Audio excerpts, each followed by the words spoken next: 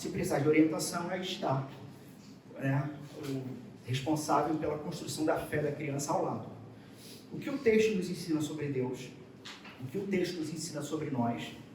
O que o texto nos ensina sobre o Evangelho? Palavras novas para estudar e quais as lições práticas para a sua vida. Então você vai preencher. Infelizmente eu não trouxe o que a Sofia preencheu na semana passada. Por favor. Infelizmente eu não trouxe, mas ela conseguiu preencher. Trouxe? Está aí não? Ela conseguiu preencher de uma maneira bem interessante. Então fica aí o desafio, né, para cada um de nós, junto às crianças. Bom? Então, período curto de tempo, logo estaremos no novo espaço. Uns aos outros. 1 Tessalonicenses, capítulo 5. Vou fazer a leitura do verso 12 em diante. Diz o seguinte a palavra do Senhor. Agora vos rogamos, irmãos, que acateis com apreço os que trabalham entre vós e os que vos presidem no Senhor e vos admoestam, e que os tenhais com amor em máxima consideração, por causa do trabalho que realizam. Vivei em paz uns com os outros. Exortamo-vos também, irmãos, a que admoesteis os insubmissos, consoleis os desanimados, ampareis os fracos e sejais longânimos para com todos. Evitai que alguém retribua a outro mal por mal. Pelo contrário, segui sempre o bem entre vós e para com todos. Regozijai-vos sempre, orai sem cessar. Em tudo dai graças, porque esta é a vontade de Deus em Cristo Jesus para convosco. Não apagueis o espírito, não desprezeis as profecias, julgai todas as coisas, retente o que é bom, abstende-vos de toda forma de mal. O mesmo Deus da paz vos santifique em tudo, e o vosso espírito, alma e corpo sejam conservados íntegros e irrepreensíveis na vinda do nosso Senhor Jesus Cristo. Fiel é o que vos chama, o qual também fará. Amém? Vamos ter mais uma palavra de oração. Vamos fechar nossos olhos. Senhor Deus, eis a tua palavra lida e nós necessitamos neste momento do teu auxílio, do teu socorro para o entendimento da tua palavra. Nos orienta, ilumina nossa mente, aquece o coração, que saiamos daqui, que este seja mais um domingo, mais um momento de exposição da tua palavra, em que saiamos daqui com questionamentos.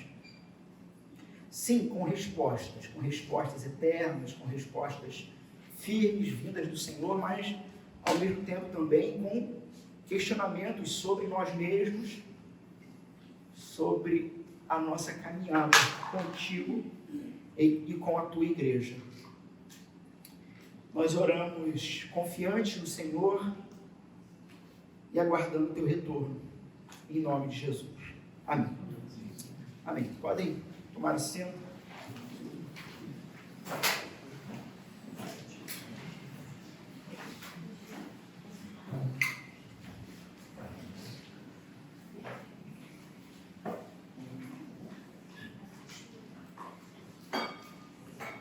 Deus.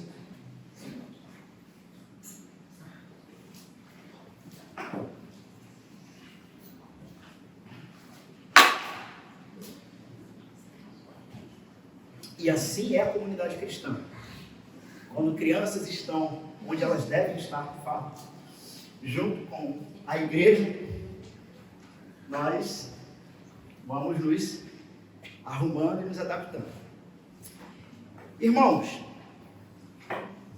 nós estamos dando continuidade à série de mensagens uns aos outros, mas ao mesmo tempo estamos também dando continuidade há uma sequência de textos. Né? Nós estamos há 2 domingos aqui em 1 Tessalonicenses, onde no capítulo, nós começamos a expor uns aos outros aqui a partir do capítulo 4, onde no capítulo 4 o foco de uns aos outros foi, me ajudem aqui, eu estou olhando o texto e tentando achar. Isso, finalzinho, isso, verso 18 do capítulo 4.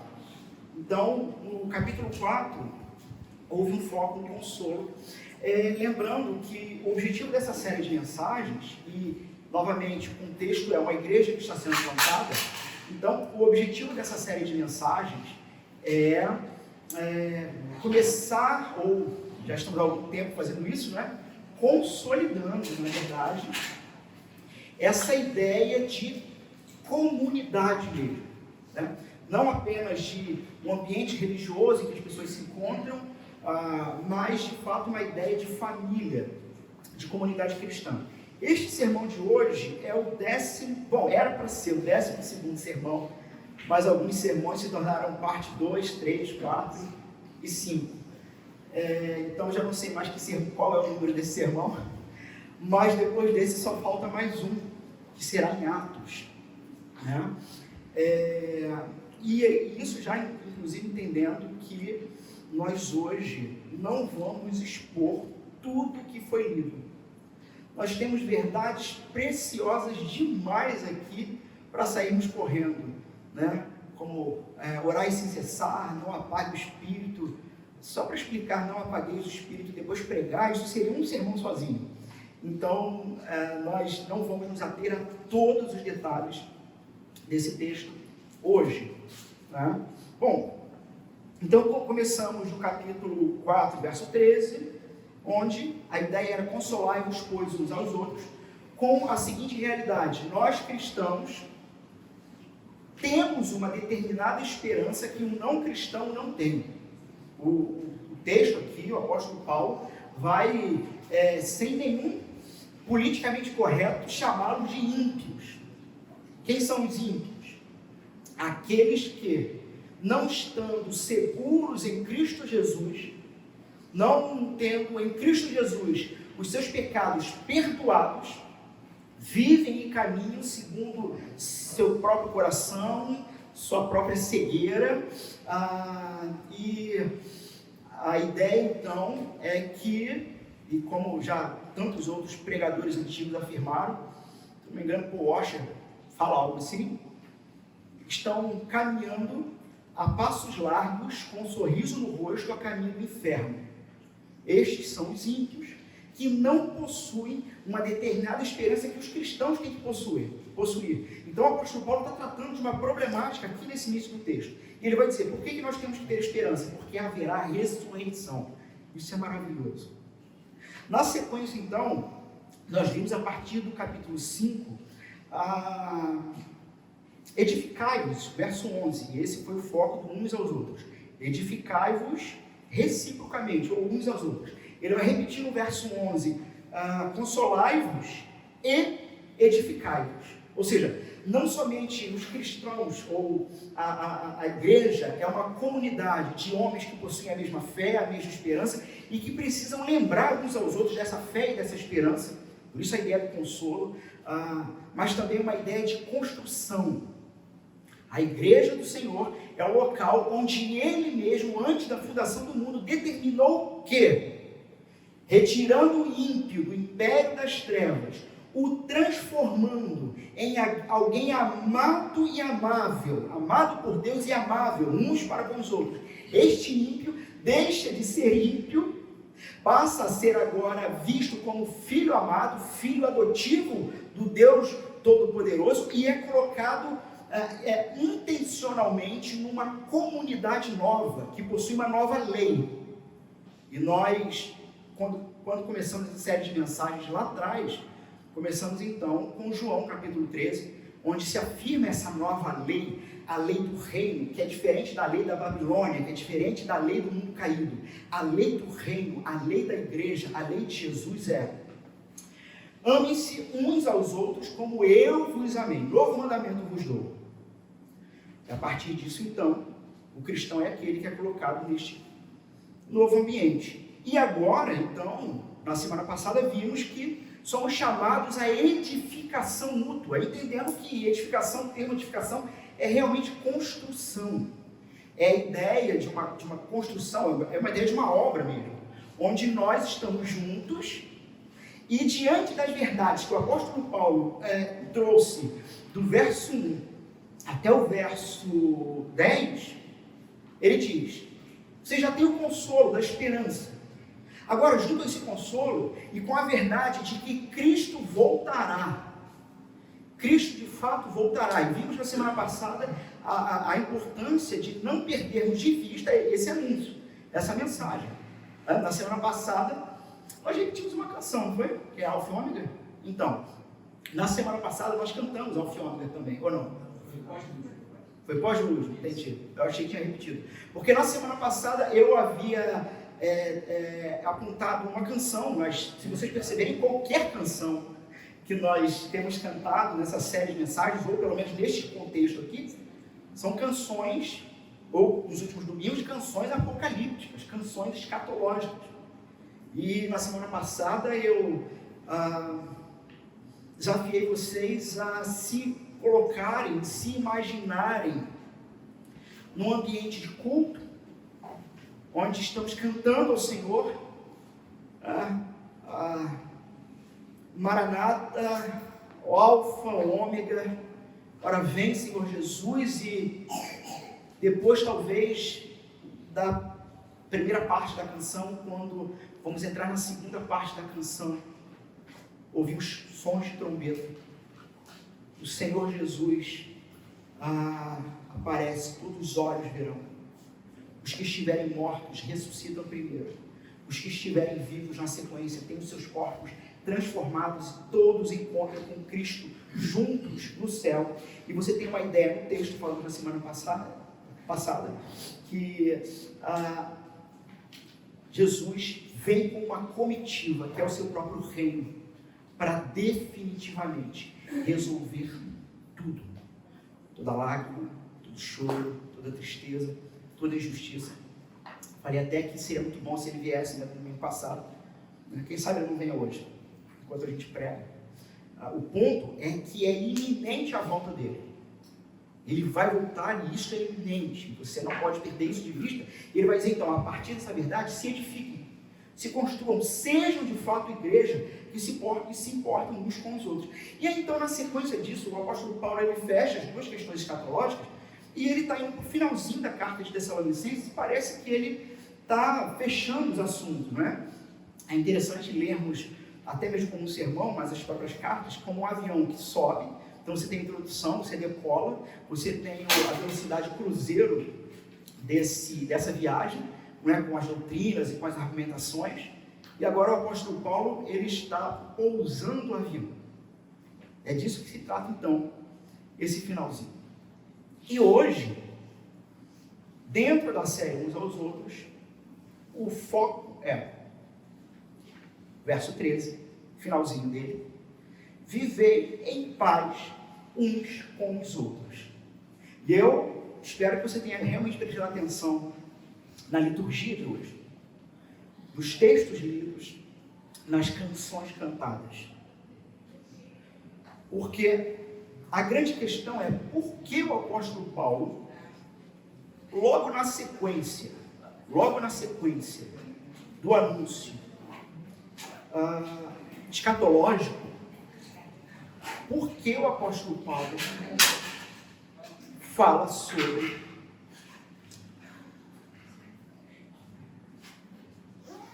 este viver em paz uns com os outros? Bom, irmãos, como eu falei, nós hoje não vamos discorrer sobre tudo que o apóstolo está falando. De uma certa forma, nós podemos ver, observando do verso 12 ao verso 22, e eu gostei muito dessa arrumação que o pastor e pregador John Stott já se encontra, para usar o termo do apóstolo Paulo, dormindo no Senhor. Mas eu gostei muito da arrumação que John Stott deu para toda essa sequência. Nós só vamos ficar com a primeira. Mas John Stott diz o seguinte sobre esses versos. Comunidade cristã, como ser uma igreja cristã, como ser uma igreja evangélica. Então ele vai dizer que do verso 12 ao verso 22, o apóstolo Paulo está fechando sua carta com esta ideia em mente, com esta afirmação. Comunidade cristã, como ser uma igreja evangélica cristã. E o verso 12 e 13, o apóstolo Paulo está falando então sobre liderança, do verso 14 e 15 sobre comunhão, e do verso 16 a 22, John Stott aponta para adoração. Irmãos, nós hoje vamos ficar, para alegria talvez de muitos, porque aí a gente não vai fazer uma vigília, apenas nos versos hoje 12 e 13. Se houver uma aclamação geral, nós podemos, porque só vai faltar um sermão para uns aos outros. Então nós podemos, quem sabe, dar a sequência de todos os versos mais para frente. E então assim, estamos fechando a nossa sequência, né, de mensagem sobre uns aos outros. Bom, então vamos ao texto. O apóstolo Paulo ele deu a lição, um ensinamento, ele deu lições finais escatológicas. Tá? Depois dessas lições finais, o apóstolo Paulo ele vai fechar então a sua carta a partir do verso 12 com orientações práticas sobre como vivermos enquanto a realidade do fim não se manifesta. Então este é o ponto. Vocês precisam, o capítulo 4 do apóstolo Paulo começa dizendo, vocês precisam ter uma vida de santidade, porque vocês não são mais como os ímpios. E mais, vocês precisam ter uma vida de esperança. Portanto, a partir da realidade da ressurreição, que ele vai discorrer com detalhes, vocês podem se consolar e não temerem mais a morte. E não somente isso, a volta de Cristo é iminente. Então se edifiquem, se construam a partir desta realidade. Tá? E agora então o apóstolo Paulo, que tratou sobre a igreja e sobre o que há de vir, ele vai tratar com a igreja sobre como precisamos viver enquanto este fim não chega. O verso 12 é o final. É isso que o apóstolo Paulo está fazendo. Ok, eu já falei sobre o fim. Ele virá. Mas enquanto esse fim não chega, como ser cristão? O que é ser cristão? Quais são as práticas da fé cristã? Então, irmãos, de uma certa forma, do capítulo 4, verso 13, ao capítulo 5, verso 11, o apóstolo Paulo ele está preocupado, então, com cristãos da igreja local, com indivíduos que precisam de consolo, que precisam de esperança, que precisam se atentar para o fato que precisam edificar o seu próximo ou ser edificado pelo seu próximo. Então, ele está tratando, inicialmente ali, de cristãos da igreja local. A vinda do Senhor é certa. Haverá sinais, mas a chegada definitiva é como o ladrão da noite, né? Como nos dias de Noé. Lembra-se disso? Então você tem essa ideia de que é repentino, mas é certo. E que como nos dias de Noé, casavam-se, davam-se em casamento, e de repente o Senhor veio e os levou. Eu gosto muito de pensar nesse texto, porque a gente às vezes constrói a ideia de que os cristãos vão ser retirados da terra, né? Só que quando você olha para o texto, fazendo um comparativo com Noé, e diz o Senhor os levou, quem é que ficou? Noé e a família. Porque quem é que vai ficar no novo céu e nova terra? O povo de Deus. Os ímpios serão levados. Nós seremos arrebatados por um instante para voltar. E não, detalhe, tá, irmão? Não é um arrebatamento secreto. À vista de todos os olhos, e é algo que acontece logo que sequencialmente. Para que então ele venha com a sua comitiva real, e como nos dias de Noé, os que não estiverem seguros em Cristo serão levados, porque a terra é nossa. Parece meio triunfalista um negócio desse, né? Mas a terra é nossa. Por isso, inclusive, já somos instruídos a cuidar muito bem dessa terra, mas isso é outra pregação, é outro papo. Isso não é pauta política, isso é pauta cristã. Cuidar da terra. Vamos lá. Bom, outra questão, nossa esperança na ressurreição. Então, quando Cristo voltar, tanto os que estão acordados. Quantos que já dormem, todos eles estão com o Senhor. Outra realidade, vemos no verso 17 do capítulo 4. Haverá crentes na terra até o fim dos tempos. Isso é fantástico. Até o fim dos tempos haverá crentes na terra. Quando ele vier, os que estiverem vivos serão então transformados. Por quê? As portas do inferno não prevalecem contra a igreja do Senhor. Então, o apóstolo Paulo, tratando disso, de questões individuais, agora, do capítulo 5 em diante, ele vai tratar da vida da igreja. E aí nos nasce uma pergunta: como deve ser a vida de um povo que aguarda eventos tão grandiosos? A gente não pode esquecer a sequência do texto. O apóstolo Paulo não está abrindo assunto, embora ele esteja abrindo assunto novo, esse assunto está ligado com tudo que foi dito antes. Então, diante da realidade da ressurreição dos mortos, do retorno de Cristo e do triunfo do Senhor Jesus, como o povo de Deus deve aguardar a chegada desse evento. E quando olhamos então a partir do verso 12,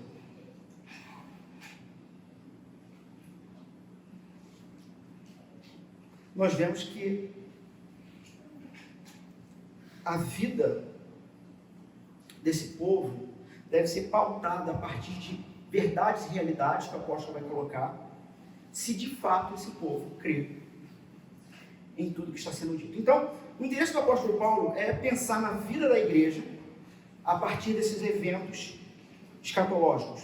Paulo revela então como os cristãos devem viver nesse espaço de tempo. Como você deve viver entre a primeira vinda de Jesus e a segunda vinda do nosso Senhor Jesus Cristo. Então trata-se de recomendações práticas. Como ser de fato um povo saudável que reflete sua fé escatológica. Essa vai ser então a base da preocupação do apóstolo Paulo. Irmãos, o apóstolo Paulo apresentou uma primeira perspectiva, uma perspectiva da soberania de Deus. No capítulo 4 em diante, nós temos uma perspectiva de que Deus é soberano e está governando toda a história. Mas esse é um lado da história, de que Deus é soberano e está controlando tudo até o retorno de Cristo. Mas também tem um outro lado dessa história que se relaciona com o que a gente chama de responsabilidades humanas. Isso é interessantíssimo, porque quando olharmos o verso 12 em diante, iremos tratar sobre questões em que cada um de vocês e eu somos pessoalmente responsáveis dentro dessa construção histórica do reino de Deus e da igreja de Jesus. Então, a partir aqui do verso 12, do capítulo 5, o apóstolo Paulo vai nos apresentar as condições para que a igreja não mingue, sabe? Não chegue à extinção diante da pressão do fim dos dias. Haverá pressão, já está havendo pressão. Como cada um de nós sendo responsáveis dentro da igreja, uns para com os outros, iremos trabalhar ativamente, assumindo a nossa responsabilidade como cristãos dentro do reino. Lembrando que sim, pressões no mundo, e são muitas as pressões. Em contrapartida, também existem pressões no próprio meio religioso. Como a igreja de Jesus pode não somente se manter firme até o fim, mas se manter centrada no Evangelho de Jesus, não se tornando uma igreja morta, não se tornando uma igreja legalista, uma igreja que leva pessoas a, ao invés de amarem umas às outras, passem a amar a instituição religiosa ou amarem as próprias obras que fazem, sabe? Pessoas que viram para o lado e dizem assim: olha, eu sou alguém tão humilde, né? Já não é. E coisas afins.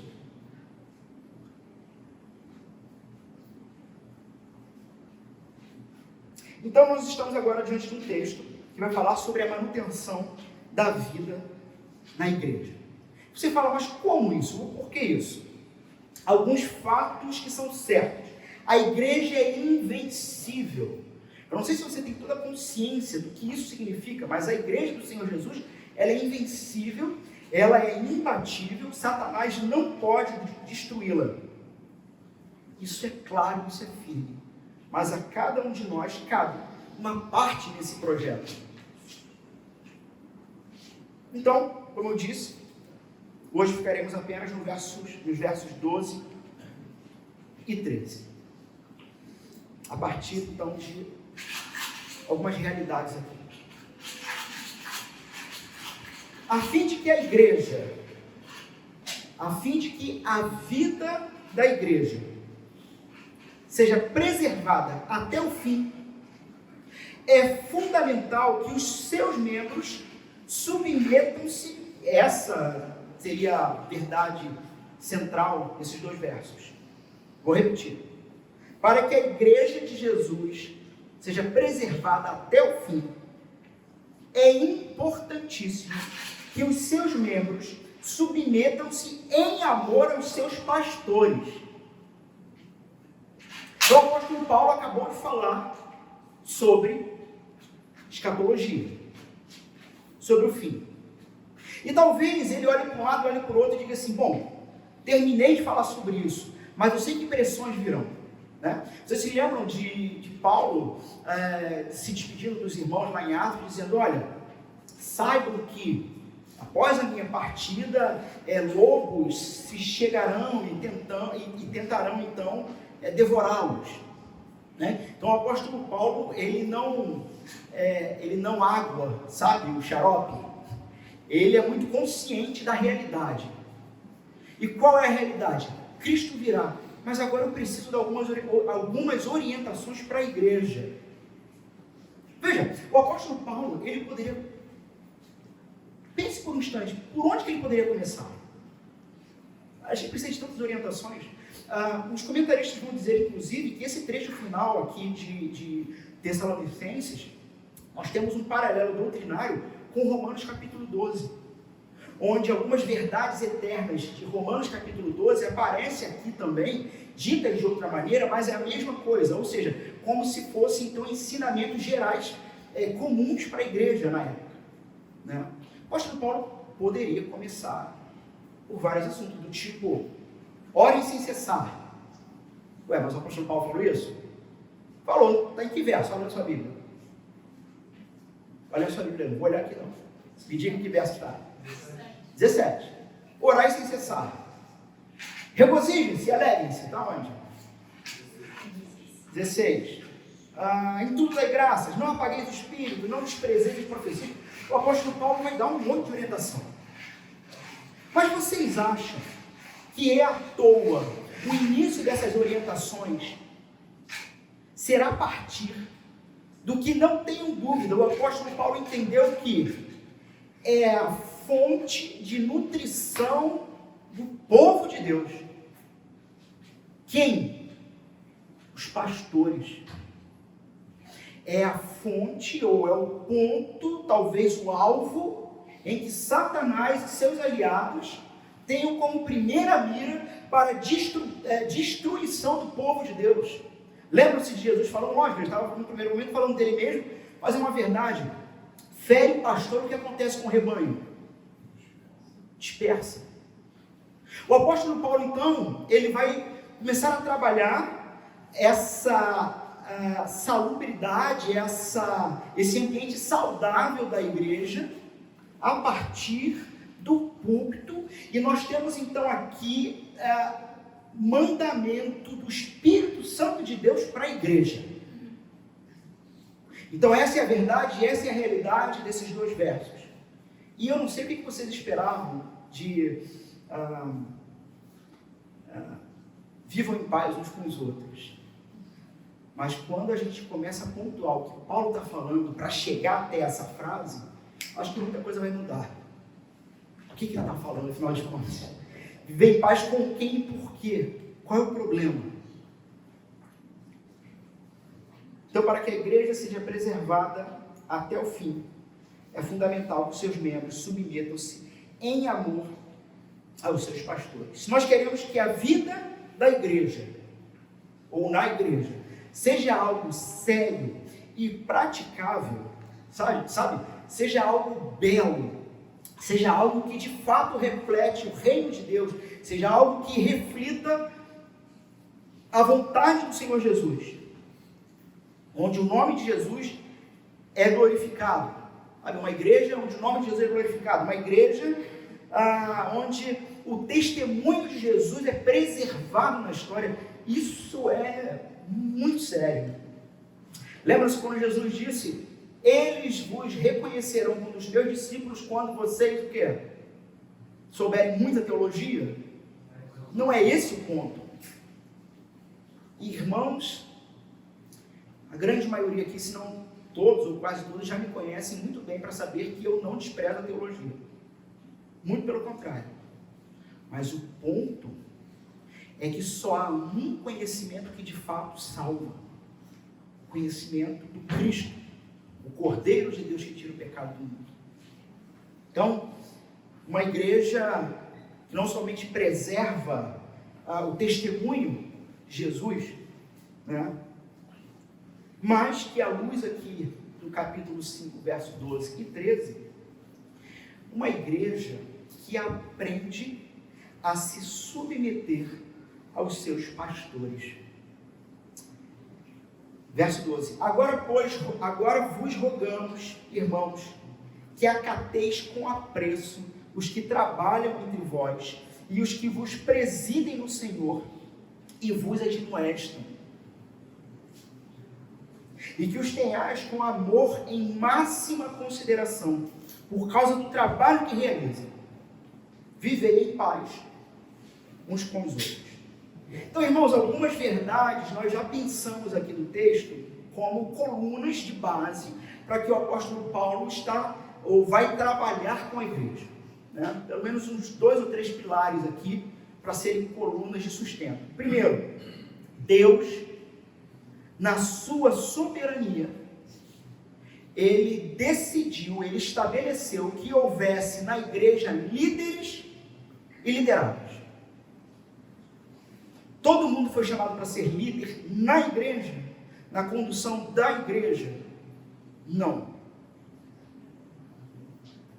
Todos foram chamados a desfrutar de um pastoreio consistente por outra pessoa exclusivamente? Também não. Alguns vão ter que entrar num ministério muito solitário, onde você tem Jesus e alguns poucos para andar com você. Mas então essa é uma primeira realidade. Deus estabeleceu que houvesse líderes e liderados. Irmãos, isso é uma verdade quase que óbvia. Nenhuma sociedade consegue sobreviver sem isso, porque quando você não tem líder, e aqui a gente já começa a desmontar uma série de bobagens que dizem por aí, principalmente num movimento chamado de desigrejados, ou coisas parecidas. Uma sociedade sem liderança seria o caos. Uma sociedade sem cabeça, sem governo. E, irmãos, esse não é o método de Deus. Este não é o método de Deus. E é interessante que no próprio método de Deus não há nem democracia. Deus manda e quem for sábio obedece. Não tem abaixo-assinado, não há democracia no reino de Deus. Isso para alguns politicamente corretos aí deve dar uma cãibra na pessoa, né? Uma verdade dessa. Mas essa é a verdade do reino. Ele define e decide quem serão os homens que apacentarão o seu povo. Na história do povo de Deus, o método deles sempre foi esse: comissionar servos para um excelente desempenho da obra de cuidar do rebanho de Jesus, até que o Senhor volte. Então, esses são chamados a trabalhar, a presidir e a admoestar. E é isso que a gente vai ver nesse texto aqui. Quem são esses que primariamente são anunciados no texto para depois vir uma sequência? Esses líderes são os que trabalham, chamados para trabalhar, presidir e admoestar em favor dos eleitos. Esses são aqueles que o apóstolo Paulo escreve lá para Timóteo, é aquele que almeja o episcopado, excelente obra almeja. Muito bem, se essa é uma realidade, de que em toda a palavra de Deus, e nesse texto é claro, de que o povo de Deus sempre tem e sempre terá líderes, pastores, enviados pelo próprio Deus para o cuidado dele, qual deve ser a resposta dos que compõem o corpo de Cristo e que não foram chamados ao ministério pastoral? Novamente, se é uma realidade que o Senhor envia seus pastores, como é que você que não foi chamado para a tarefa pastoral, deve responder a essa verdade? Irmãos, isso aqui é muito importante dentro de um contexto quando a gente pensa em determinadas comunidades de fé, onde simplesmente as pessoas vivem como querem, fazem o que querem. O pastor não está nem aí para vocês, o importante é que vocês pelo menos contribuam. Isso porque eu estou sendo bonzinho, né? Porque eu não estou falando, ou resolvi não ir atrás de exemplos para isso. Mas vivemos um contexto hoje de mega igrejas. E, irmãos, o problema não é ser mega igreja. O problema não é esse. Nós temos, por exemplo, uma mega igreja que, para a glória de Deus, é bíblica. Pastor Mark Dever, só para citar como exemplo, em Washington. Só para citar como exemplo. E tantas outras. Mas, de uma maneira geral, o que nós vemos são líderes, pastores, que nem se encaixam dentro do que o texto vai falar. E, consequentemente, homens e mulheres que estão sendo moldados a um certo tipo de igreja, onde não há nem compromisso de uns para com os outros, e não há compromisso com o seu pastor, porque perdeu-se a ideia, a verdadeira realidade de que pastores são enviados por Deus para a bênção da vida de vocês e para a glória do nome deles. E perdeu-se essa realidade por aí. Então, irmãos, esses dois versos, os versos 12 e 13, são versos que definitivamente foram escritos para membros de igreja. Pararam para pensar nisso? Nós temos dois versos na Bíblia que objetivamente são para pessoas que não foram chamadas para exercer o ministério da liderança, mas que precisam responder à realidade desse ministério. E a primeira coisa, então, que aqueles que não foram chamados para o sagrado ministério do pastoreio do rebanho precisa, diante do texto, é reconhecer que Deus estabeleceu este ofício. Deus estabeleceu esse ofício. Eu não sei o quanto essa afirmação te faz refletir, mas não foi por minha vontade, não foi por vontade dos irmãos, não foi por vontade de ninguém que me enviou, mas Deus decidiu que uma igreja nasceria em Nova Iguaçu e que homens e mulheres que nunca se viram na vida seriam um dia ajuntados dominicalmente num espaço e num ambiente a partir de um púlpito. Ou vocês têm algum outro motivo para estar aqui? Lógico que o púlpito de uma igreja... Você quer ver se uma igreja é saudável? Uma igreja ela é saudável quando a prática da sua igreja e o próprio ato de culto reflete exatamente o púlpito. O que eu estou querendo dizer com isso? Pastor e a liderança têm um conjunto de doutrinas. Vou ter que apelar para determinadas músicas. Mas tudo bem. Mas o pastor da igreja e a liderança têm um conjunto de doutrinas. Uma delas se chama soberania de Deus. Soberania e providência. Pronto. Soberania de Deus e providência. Deus, ele é soberano, ele governa sobre todas as coisas, nada escapa do controle dele. Como disse Abraham Kuyper, se um átomo no universo pudesse ser desvinculado da vontade de Deus e por ação própria fazer o que lhe quisesse fazer, Deus não teria o governo de todas as coisas e esse átomo poderia conspirar contra Deus e acabar com os planos dele, porque não estariam debaixo do governo de Deus.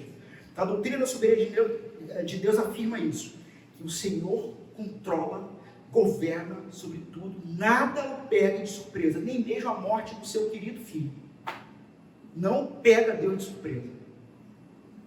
O seu pecado não surpreende Deus. Sabe, querido? Às vezes a gente não pensa nessa realidade, né? E a providência, Deus, no seu governo, prevê e provê tudo o que é necessário para que todos os seus planos sejam feitos, sejam levados a efeito. O Deus da providência. Todos entenderam? E aí, essa é a pregação. E aí, a liturgia da igreja, as canções da igreja, cantam coisas como rompendo em fé. Tá? Onde diz que se o mar não abrir, eu vou passar mesmo e acabou. Por cima das águas. Mas peraí. Eu creio num Deus que é soberano, que governa e que é de providência. Mas eu canto que o mar vai ter que abrir, porque senão eu vou fazer pirraça e tuitar. Vou xingar muito no Twitter. Ou seja, percebe? Um púlpito com uma afirmação. E uma prática litúrgica de culto com outra afirmação. No mínimo, os irmãos são bipolares. Porque ou em alguma coisa eles vão ter que acreditar. Então, irmãos, agora eu não sei nem por que eu fui para esse exemplo. Deixa eu tentar voltar para o texto. Dei muita linha na pipa dessa vez. Normalmente eu consigo voltar. Agora eu não estou conseguindo. Deus estabeleceu esse ofício. Deus estabeleceu este ofício. Não foi da vontade de ninguém, mas Deus decidiu juntar a todos a partir de um culto. E lógico, era isso que eu estava dizendo. E lógico, um culto que, pela graça de Deus, junto com outros irmãos da liderança, trabalha firmemente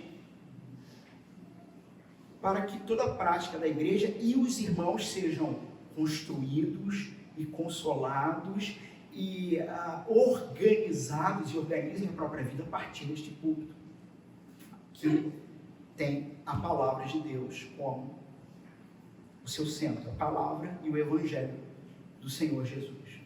Então a primeira realidade que você tem que ter clara é essa. Por que você está aqui?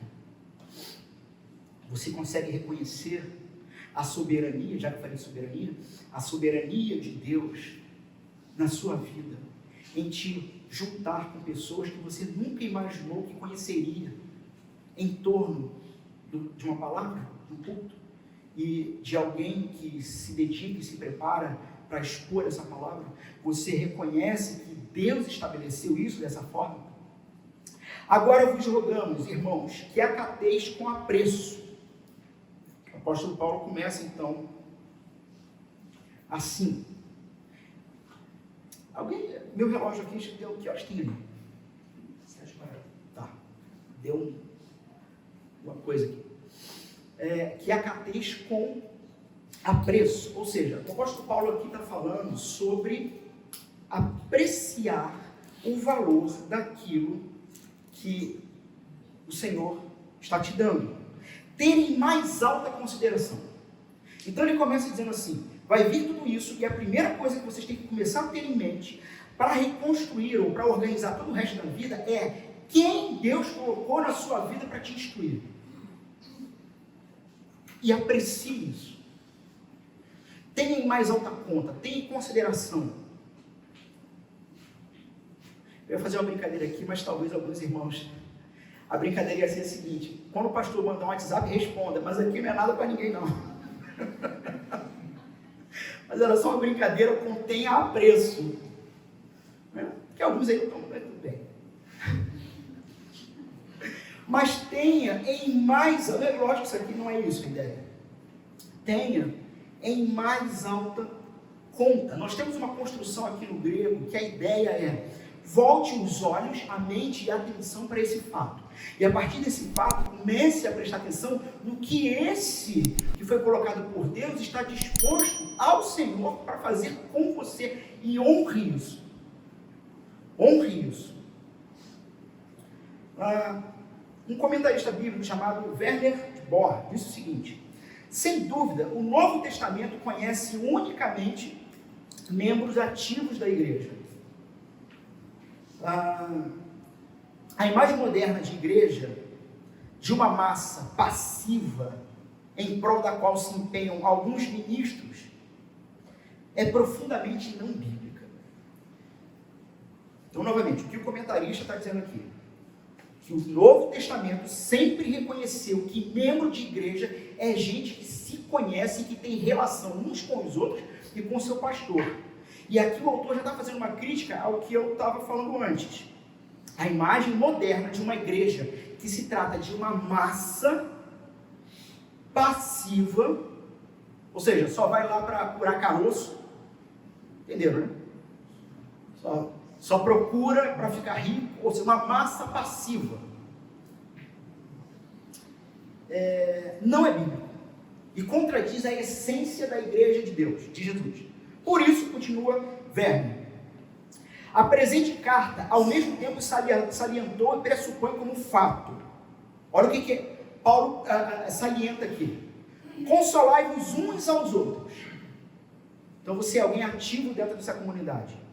Todos vós sois filhos do dia e filhos da luz. Exortai uns aos outros, edificai um ao outro. Consolar, exortar, edificar é inequivocamente algo de que não apenas pastores são encarregados ou exclusivamente autorizados, mas é para todos. Concordam? É para todos. Contudo, nenhum apóstolo sonhava com igualdade. Nenhum apóstolo sonhava com igualdade. Nessa multidão viva e ativa, existem pessoas que especificamente e objetivamente têm uma função que é completamente diferente de todos, que labutam em vosso meio. Rogamos, irmãos, que acateis com apreço os que trabalham, que labutam entre vós. Então parece que há um grupo diferenciado, específico, com uma missão muito específica. Porque, ainda Werner, a longo prazo, nenhuma comunhão de pessoas pode subsistir somente com serviço voluntário. Não. É necessário objetivamente alguém que tome uma decisão de dedicar toda a sua vida para isso. Vocês não se manteriam por longo tempo sem o pastor, juntos, unidos, em torno da palavra. É isso que o comentarista está dizendo aqui. Carece das ordens igualmente dos membros que assumem certos serviços. Nessa questão, a igreja precisa levar em conta o permanente perigo de que essas ordens se enrijecem. Ele vai trazer a ideia aqui de que também há um perigo de que essas lideranças, por conta dessas afirmações bíblicas, distorçam as afirmações bíblicas e se tornem tiranos. Que é o que nós vemos também nessa massa, a igreja de massa, que não tem unidade, mas tem massa. Então ele fala desse perigo. Mas não é possível existir, então, uma comunidade de fé sem serviço organizado e permanente. Então, irmãos, para um ministro ser respeitado, o seu trabalho precisa ser levado em consideração. E alguns autores, eu pensei algumas ideias aqui, vão afirmar que a pregação do Evangelho, feito por este separado para isto, e esse é o ponto, que você precisa reconhecer que isso é um fato, isso é uma realidade de Deus. A pregação do Evangelho, ou pregador do Evangelho, se trata da mais gloriosa tarefa que existe debaixo do sol. Irmãos, sabe aquela frase, ser mãe é padecer no paraíso? Isso não é, isso é para pastor. Pode até ser para mãe também, tudo bem. Mas isso é para pastor. Um homem se afadigar no estudo da palavra de Deus, com o objetivo tomado da vida, de alimentar o rebanho daquele que por sua igreja morreu. Isto é o pastor.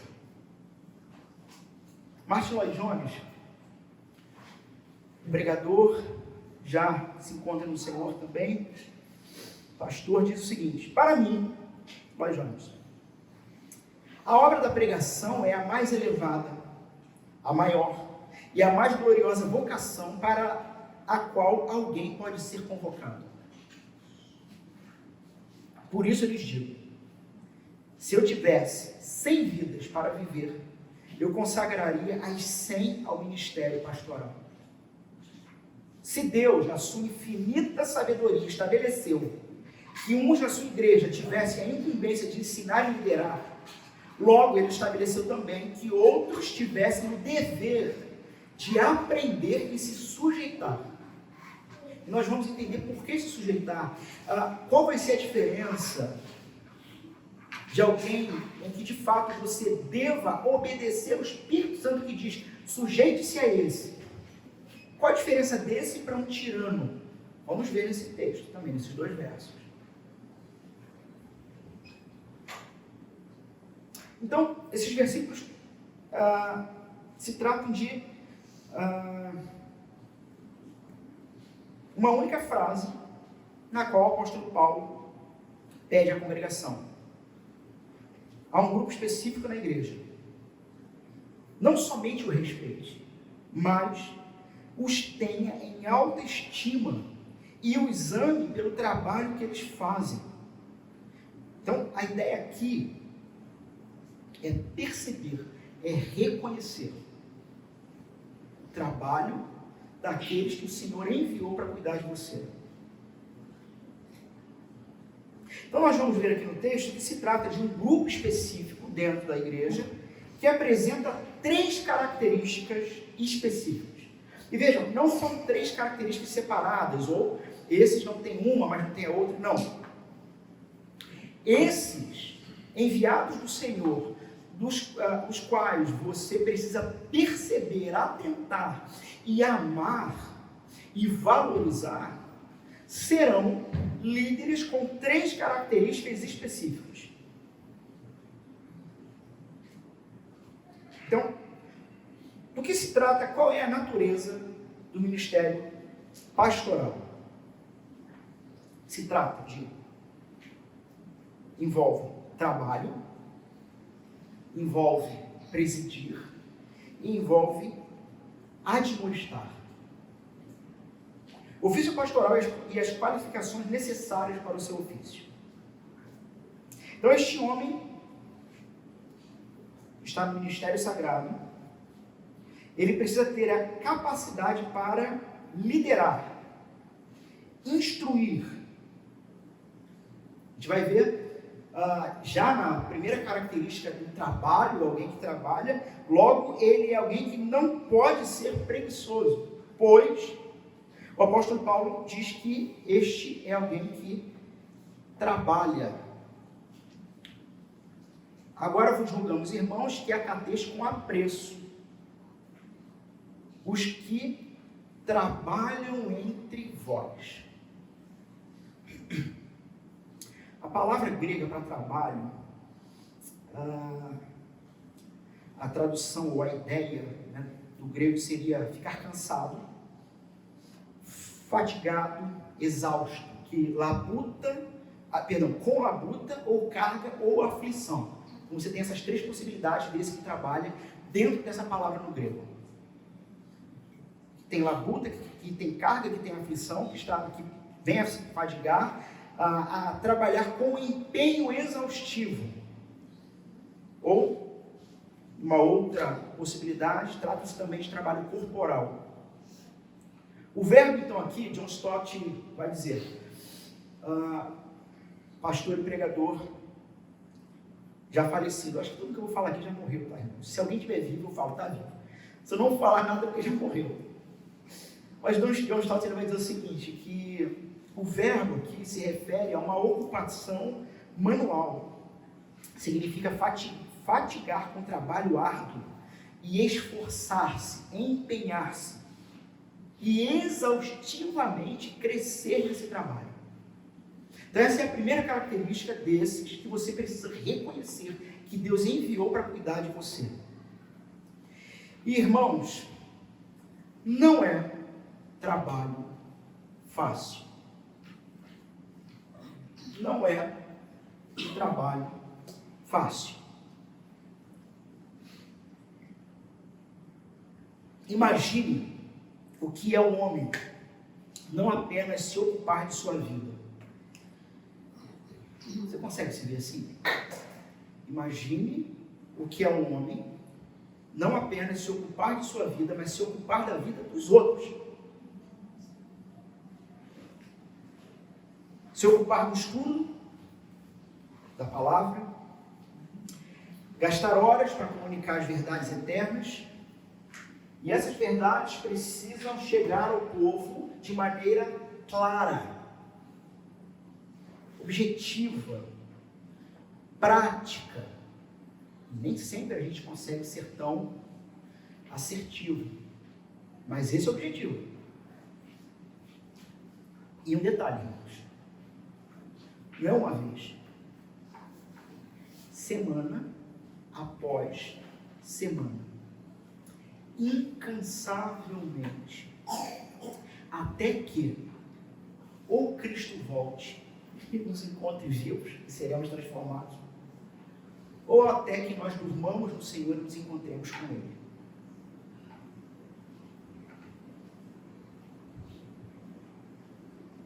E detalhe, meus irmãos, que este ofício não é um tipo de ofício que, se você fizer bem, você vai ter mais descanso. Sabe? Se você trabalha no escritório, seja cargo de chefia, ou secretaria, ou o que quer que seja, e você é de fato alguém muito empenhado no seu projeto profissional, você é alguém que é empenhado falta o termo, zeloso, é alguém que consegue adiantar seu projeto, adiantar seu trabalho, organizar sua mesa, organizar a agenda e, quem sabe, até com um bom planejamento, você tem aí uns 2 dias de trabalho mais leve, porque o pesado você já adiantou. Enquanto que o ofício pastoral, se você fizer bem, você tem mais trabalho. Por quê? Pregue e as pessoas virão. E, meu irmão, cada um que chega é trabalho. Mas, irmãos, vocês conseguem reconhecer que o ministro foi chamado para isso e o Senhor te deu o ministro de presente. A gente vai ler depois aqui em Efésios, eu não vou ler agora, mas é isso, essa é a ideia de Efésios capítulo 4, verso 9 ou 10, se eu não me engano. É esta a ideia.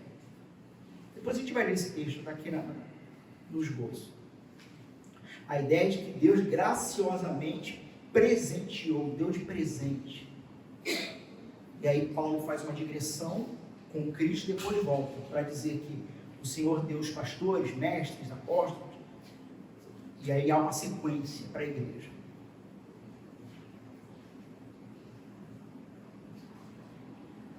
Irmãos, trata-se, por exemplo, de uma tarefa mais árdua do que, por exemplo, de um professor universitário. O professor também se dedica ao ensino. Só que o professor universitário, ou, enfim, professores, né? No próximo ano, eles vão repetir todo o material que eles prepararam no ano vigente. E assim vai. Eles se permitem a isso. Lógico, a cada ano que passa pode haver alguma acréscimo, alguma modificação, pelo próprio crescimento pessoal do profissional. Mas, de maneira geral, o material é o mesmo. E o ministro?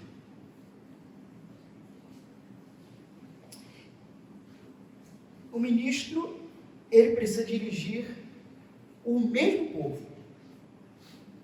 O mesmo povo. E veja, vamos falar especificamente aqui da plantação. Aqui nessa plantação, são 6 vezes na semana, isso tentando separar pelo menos um sábado para descanso. Quando dá? Quando dá? Então são 6 dias na semana em que, de uma certa forma, você não se repete.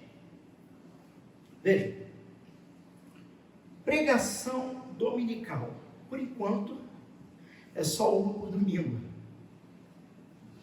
Mas eu tenho uma santa impressão que quando nos estabelecermos no local novo, que cabe em média 100 a 110 cadeiras, tenho uma santa impressão que em menos de um ano haverá necessidade de um segundo culto. Enfim, talvez um terceiro. Mas hoje, então, todo domingo, uma pregação da palavra.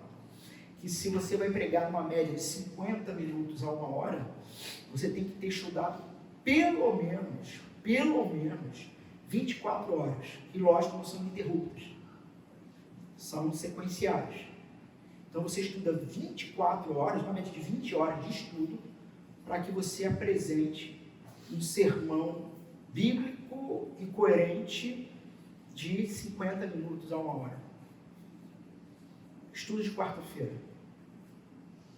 Estamos estudando as Institutas de João Calvino. Irmãos, uma coisa é ler as Institutas como eu já li, outra coisa, e já tem muito tempo isso, outra coisa é você ter que ler e preparar a aula. É outro papo. Reunião de oração uma vez por mês, no domingo pela manhã, o que ainda é pouco. Mas só para citar, nós temos então aqui semanalmente, ou pelo menos 2 eventos aqui que eu não posso me repetir. Reunião de oração iniciou lá atrás sendo todo domingo e hoje se tornou uma vez por mês, pela baixa frequência mesmo dos irmãos. Então, poucos irmãos é igual a desânimo. E o mesmo para quarta-feira. Quarta-feira retrasada, tínhamos um número X de pessoas, não vou me lembrar agora. Quarta-feira passada, nós acho que tínhamos a metade ou menos. Isso desanima. Isso cansa. Não pense, irmão, que é só você que chegou tarde do trabalho e está cansado, não. Isso cansa. E pouca gente, para ouvir a palavra, para estudar, cansa. Discipulado. Talvez aí o único momento em que eu posso me permitir repetir. Graças a Deus. Nós temos hoje de 7 a 8 grupos de discipulado. Ué, mas essa semana só tem 7 a 8 grupos. Tentei fazer uma contagem rápida. Entendendo que são grupos. Fora os inúmeros irmãos aí que estão na fila aguardando. Mentorias, aconselhamentos, além dos cafés com possíveis novos membros. Essa semana tem 2 cafés marcados. Irmãos, trata-se de uma tarefa sobre-humana.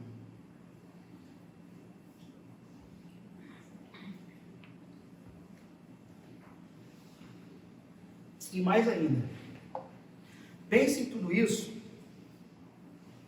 mantendo todos vocês unidos num ambiente como esse, de culto cristão, sem nenhum instrumento de coerção. Vocês estão aqui por livre e espontânea vontade. Eu lancei maldição sobre ninguém, não disse que se tu não der, o devorador vai comer, não falei nada disso. Nenhum método de coerção para segurar vocês aqui. Vocês só estão aqui por causa de Jesus. Eu não me iludo, não é nem por minha causa. É por causa de Jesus. Porque o dia que eu enlouquecer aqui, vocês precisam ir embora. Vocês têm que ir embora.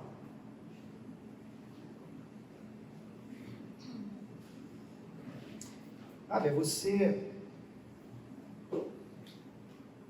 trabalhar e organizar a igreja junto com outros irmãos, sabendo que não há método de coerção, vocês estão livres, e que exatamente por causa disso. Por exemplo, um filho de Satanás pode criar um problema aqui dentro, jogar uma bomba aqui, desestabilizar toda a igreja e ir embora para outra igreja. Pode acontecer. Estamos sujeitos a essa possibilidade. E aí o incircunciso deixa a igreja machucada e o pastor com a esposa e os filhos tendo que aparar os poucos que ficarem. Essa é a realidade.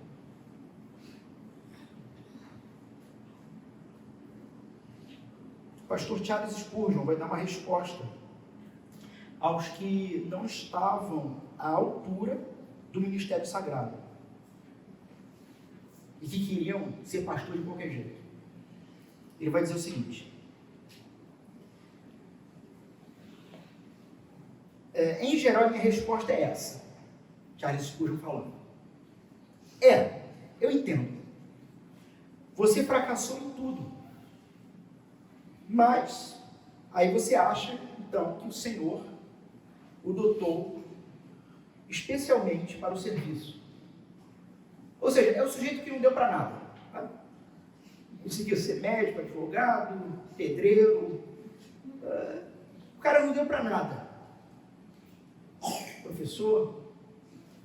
Ele fala, qual é o raciocínio do sujeito? O Senhor está fechando as portas para mim porque Ele me quer no ministério.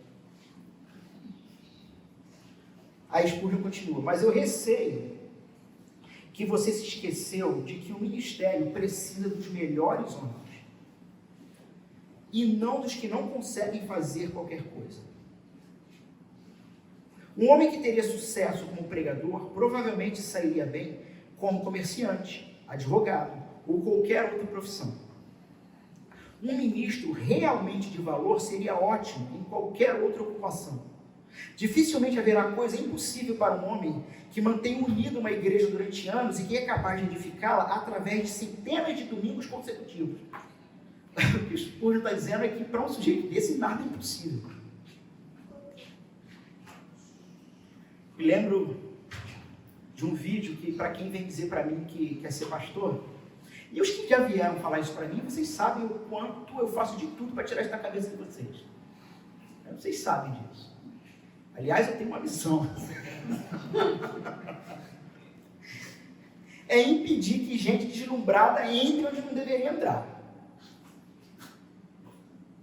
E aí tem um vídeo, alguns vídeos eu recomendo, mas tem um vídeo, do pastor Antônio Carlos, que ele fala sobre os chamados ao ministério sagrado e ele vai dizer que o ministério sagrado exige que os qualificados para isso sejam tropa de elite do Senhor. Ou seja, não é para qualquer um. Não é para qualquer um. Irmãos, que horas tem? 8? Então, tá bom, nosso horário regimental é? Já foi, né? Vamos mais um pouquinho? Dá para ir? Sim? Então tá bom. A gente vai ter que diminuir nossa liturgia. Ou começar mais cedo. Bom, então este é alguém que o Senhor chamou para trabalhar. Percebem porque não dá para ser preguiçoso? O apóstolo Paulo também diz que este homem, irmãos, eu vou então correr mais um pouquinho, tá bom? O apóstolo Paulo também diz que este homem foi chamado para presidir. A palavra do grego pode significar guiar, proteger ou cuidar. Howard Marshall, comentarista bíblico, vai dizer o seguinte: Paulo está pensando aqui naqueles cuja tarefa é cuidar da igreja e supervisioná-la, e que, como consequência, tem certa medida de jurisdição sobre os seus membros. Todos compreenderam? Paulo está dizendo aqui, está pensando, pode vir pegar, pode vir buscar ele, não vai atrapalhar não. Paulo está dizendo aqui, só cuidado com a câmera. Paulo está dizendo aqui, está pensando naqueles cuja tarefa é cuidar da igreja, supervisionar a igreja e, como consequência, porque cuida e supervisiona, tem certa medida de jurisdição sobre os seus membros e sobre as atividades dos seus membros. É disso que ele está falando. Sabe?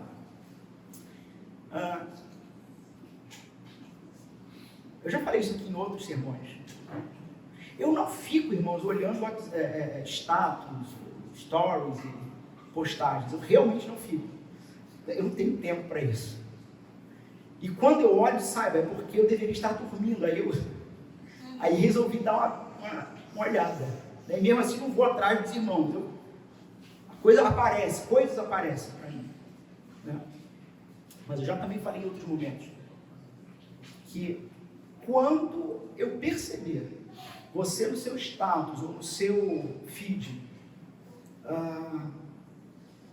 postando algo pecaminoso, eu pessoalmente, se não puder te ligar, mandarei uma mensagem na hora, particular, para você. Porque nesta igreja, e a partir da palavra de Deus, não existe essa história de que minha vida particular não interessa ao pastor. Interessa sim. Porque depois, quando der problema na sua vida particular, você vai me ligar 3 horas da manhã. Não é? Então interessa sim. O pastor é aquele que preside e possui uma determinada autoridade sobre o rebanho do Senhor.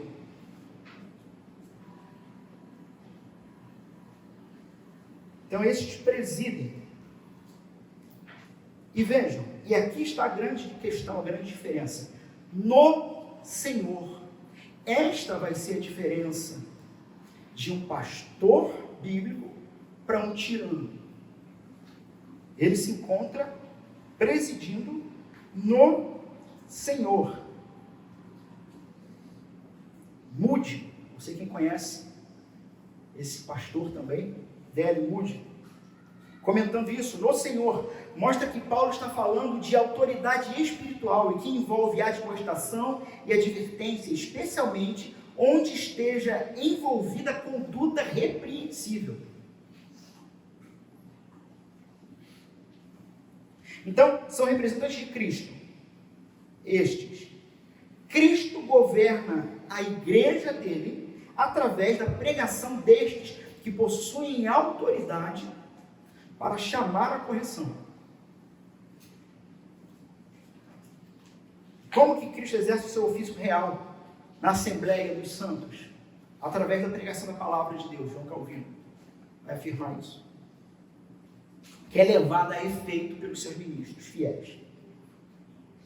E quanto aos abusos de certos líderes? Calvino diz, inquestionavelmente, a fim de que qualquer um possa ser posto entre pastores legítimos, é necessário que ele deva mostrar que preside no Senhor e não tem nada fora do Senhor. Ou seja, não se trata de algo particular ao meu entendimento.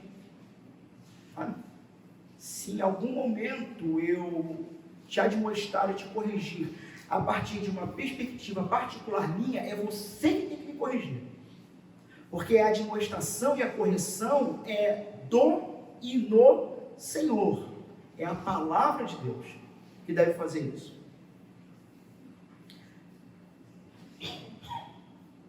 O ministro não foi chamado, então, para criar novas doutrinas. Tá? O ministro não foi chamado para proibir ou ordenar aquilo sobre que a Bíblia não fala. Para ser um tirano, mas para presidir o Senhor. Além disso, ele também foi chamado para admoestar. Então, irmãos, pedimos que vocês tenham um grande apreço aos que trabalham entre vocês, que os presidem no Senhor e os admoestam. Esta palavra é usada para advertir aqueles que estão se desviando ou que estão em perigo de fazer. Então, advertir, corrigir. O líder é aquele que no Senhor tem autoridade na igreja para confrontar os membros, corrigindo-os, encorajando-os e consolando. Naturalmente, quando alguns de vocês passam por correção, eu confesso que alguns de vocês me surpreendem com a resposta. E olha que alguns de vocês eu já testei alguns limites. Alguns eu já fiz isso. Me lembro de uma ocasião em que eu admoestei severamente alguém desta igreja. Particularmente, claro. E passei para a liderança da igreja. E a liderança ficou tensa, preocupada. Isso não é tão recente. Eu sabia com o que eu estava falando, eu sabia por que eu estava falando daquele jeito. Agora, a resposta do irmão à correção, ela surpreendeu os que estavam preocupados e me deixou muito feliz, porque eu já sabia que o cara era crente, eu já sabia que ele era submisso, eu já sabia o que ia acontecer e foi bom.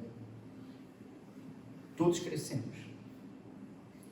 No entanto, nem todos apresentam a mesma resposta.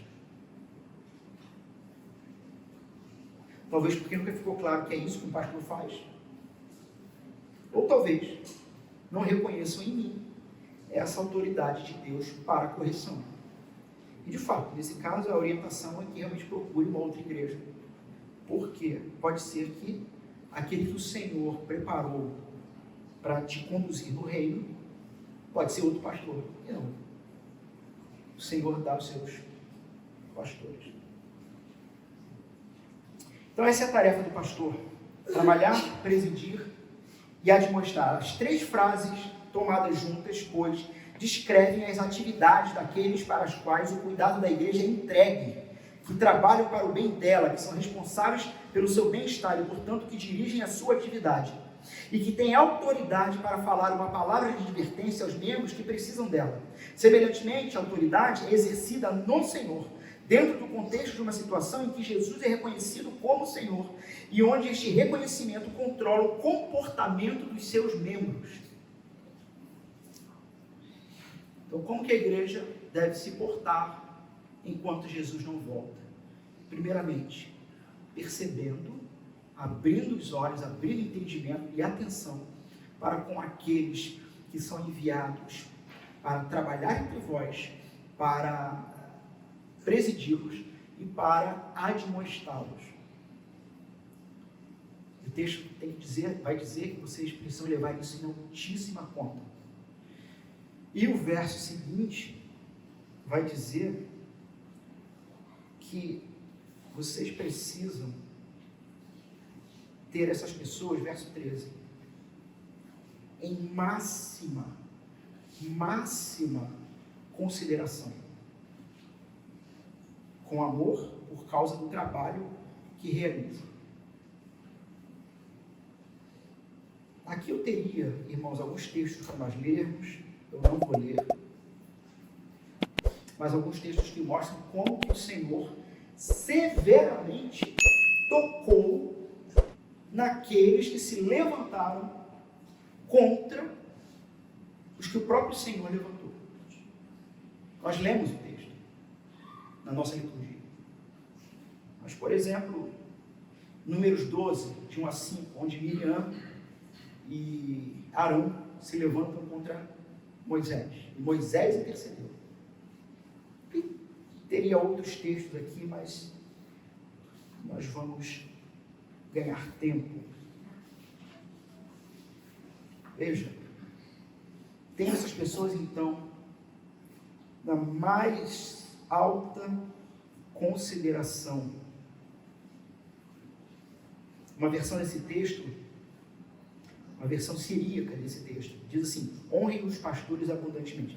O Spurgeon, comentando isso, vai dizer: porque tais são dignos de honra dobrada, a serem tidos em reputação. Eles deveriam ser honrosamente considerados, receber grande afeição dos santos, que deveriam estimá-los mais do que a si próprios ou a outros da comunidade. Sobre eles deveria se falar bem e seu caráter defendido da reprovação, censura e maledicência de outros, a quem deveriam se reportar respeitosamente.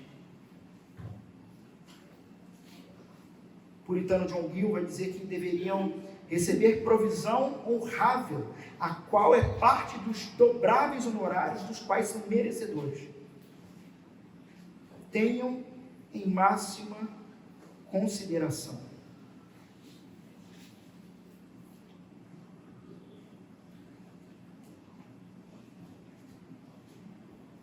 Com amor. Não é só respeito, é amor. Agora veja, por quê? Por quem ele é? Porque ele fala bem? Porque não. Por causa do trabalho que eles realizam. Não porque haja algo de especial no ministro, mas por causa daquele a quem o ministro representa e por causa da natureza do seu ofício. Esses, os ministros, são os que nutrem o rebanho do Senhor Jesus Cristo. É aí o texto que eu falei de Efésios 14. Ele mesmo concedeu uns para apóstolos, uns para profetas, uns para evangelistas, outros para pastores e mestres, com vistas a, e isso aqui é importante.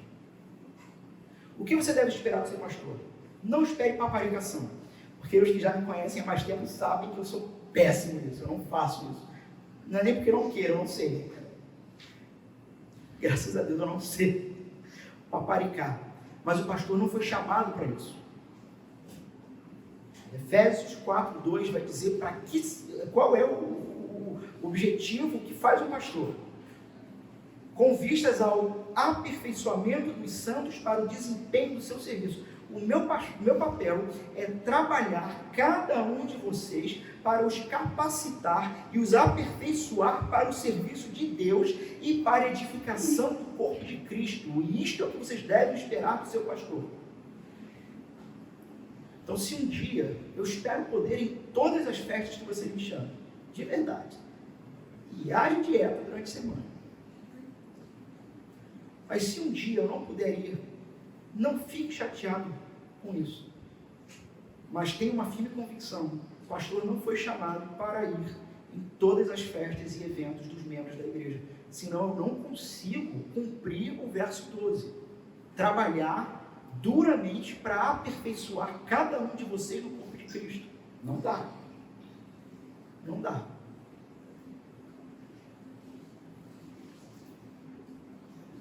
O ministro não deve ser apenas respeitado, mas amado. Isso porque o ministro apresenta o Evangelho.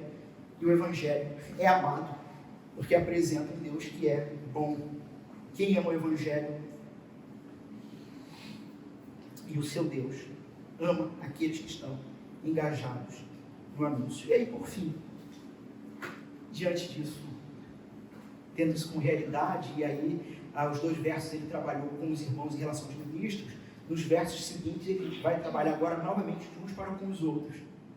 Eles vivam a partir disto, tendo o ministro na mais alta conta, diante dessas realidades, vivam em paz uns com os outros. Uns com os outros quem? Não é uns com os outros. Embora, ele vai falar isso também depois. Mas aqui é, vivam em paz com o seu ministro. Porque se você quer a edificação da igreja, se você quer o crescimento da igreja, seja alguém que apague incêndio, sabe? Seja alguém que, ao ouvir algum irmão vir com ladainha no seu ouvido, falando bobagem, sem nem saber do que está falando, seja alguém que vai corrigir e admoestar, e chamar esse irmão para orar, ou até mesmo junto ao irmão, levar a liderança da igreja. Porque se não houver paz entre o ministro e o seu rebanho, não haverá amadurecimento, não haverá edificação, não haverá crescimento.